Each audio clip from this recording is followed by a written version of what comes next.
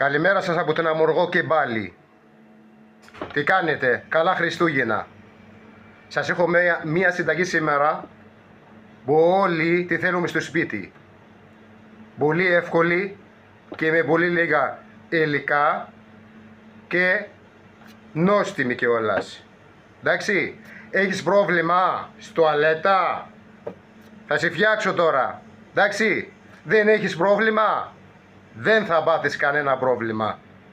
Πάμε λοιπόν κυρίες και κύριοι να δούμε μία πάρα πολύ ωραία συνταγή, όπως είπαμε, και είναι χαλβάς. Θα μάθετε τώρα να φτιάξετε χαλβά στο σπίτι, πολύ γρήγορα. Λοιπόν, πάμε.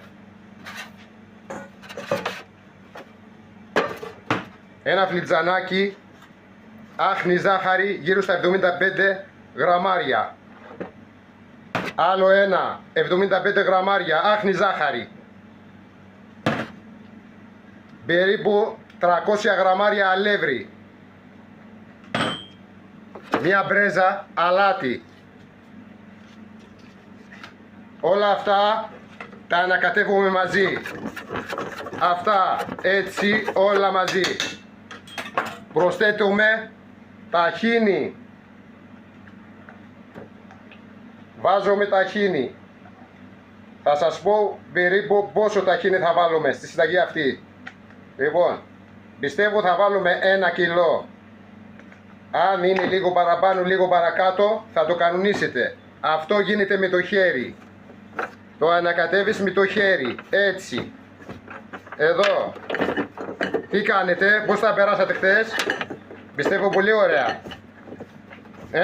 Κάποιοι στο σπίτι ήτανε, κάποιοι άλλοι βγήκανε έξω, καταλαβαίνω. Λοιπόν, ευχόμαστε να σας δούμε στην Αμοργό, σύντομα.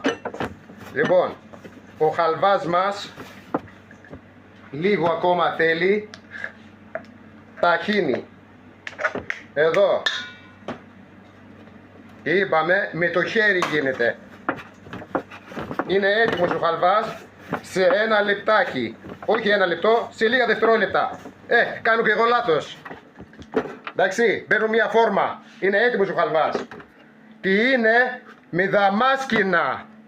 Βάζουμε δαμάσκηνα μέσα, έτσι. Να τα έχω ψιλοκόψει. Έτσι, και βάζουμε μέσα το χαλβά μας. Να το, έτοιμος ο χαλβάς.